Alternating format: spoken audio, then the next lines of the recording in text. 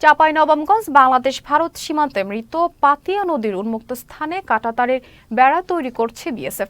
এ নিয়ে থমথমে পরিস্থিতি বিরাজ করছে এলাকায়। সতর্ক অবস্থানে আছে দুদেশের সীমান্তরক্ষী বাহিনী।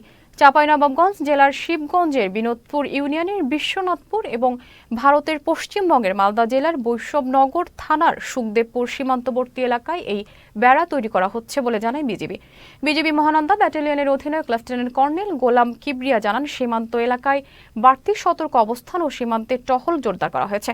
সীমানা ঘেঁষে তাদের কাজ করতে দেখে তীব্র আপত্তি জানানো হয় বলে জানান লেফটেন্যান্ট কর্নেল গোলাম কিবরিয়া।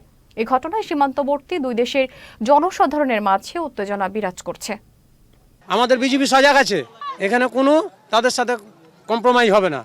বিজিবির এক কথা, আমরা যেহেতু কাজ থেকে বিজিবির সাথে থেকে শুনেছি, বিজিবির একই কথা যে আমরা কোনো ছাড় দেবো না। এক তার বেড়া উপর আছে, আবার ফের সীমানা থেকে অল্প একটু দূরে আবার রাস্তা বানাচ্ছে, রাস্তা বানিয়ে ফের আবার তার বেড়া দিবে।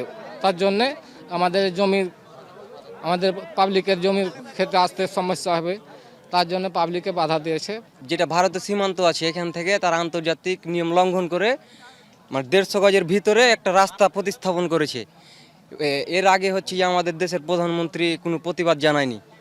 এখন পরবর্তীতে তারা আবার ওই 150 গজের ভিতরেই তারা আবার কাঁটাতার দিতে চাচ্ছে, যেটা আমাদের জন্য একটা ভয়ঙ্কর পরিস্থিতি তৈরি হচ্ছে। দেখা যাচ্ছে এখানে কৃষক আসতে ভয় পাবে।